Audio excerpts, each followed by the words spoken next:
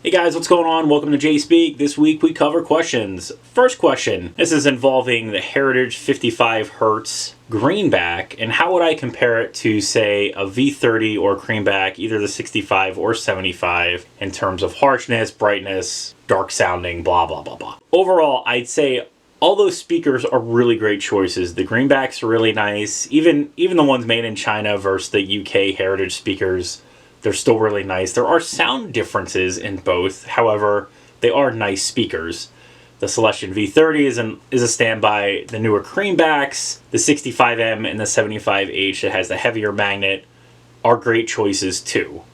Depending on the amp you're using would drive which one I would personally recommend. You can obviously mix and match speakers and cabinets that are 212, 412, etc.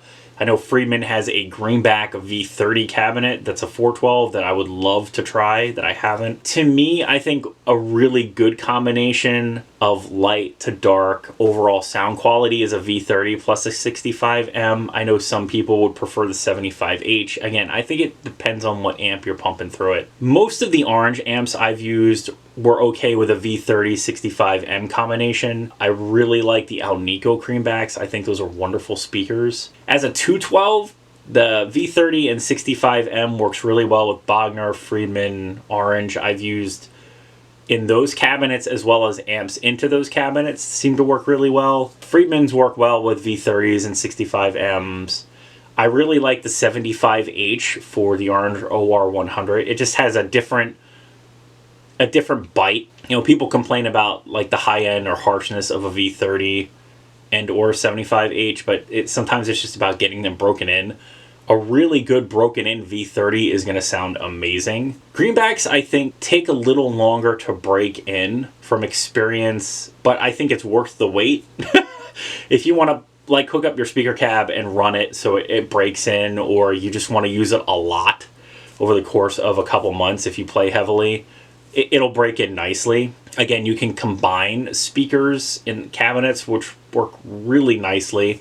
It gives you an option. You know, as far as like harshness or nasally speakers, again, it depends on your amplifier. And if you're running 8 ohm or 16 ohm, or I guess even 4 ohm, which is just a least popular option. But if you run 8 or 16, it's going to change the tonality a little bit. You know, people talk about clarity of speaker. I think all those speakers are clear. I think it depends where you mic it and what your EQ from your guitar and amplifier are set at going through that speaker cabinet. So if you want more of a classic sound and you like Marshall amps, Greenbacks are a great choice. I don't think there's any issue with the Heritage 55Hz. But again, the Greenbacks are really good alternatives to a Greenback. They handle more wattage.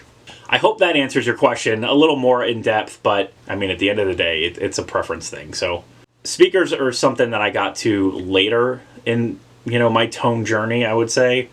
And it's been a pleasing experience, but again, they rely heavily on kind of whatever you're putting into them. Question 2. This one's kind of an interesting one. Like, what do I do to stay fresh?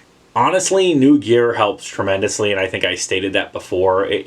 There's no boredom if you've always got something new to try and mess with. Staying fresh, if you have multiples of anything and you've neglected one for a while, plug it in and use it. Whether that's a pedal, a guitar, an amp, cabinet, whatever. There's new sonic possibilities of waiting for you. If you sit down with something you've been parted with for a while, or if you're just exploring a new algorithm on a pedal that you don't normally use. Like, I mean, how many people have like a Strymon Timeline or a Big Sky?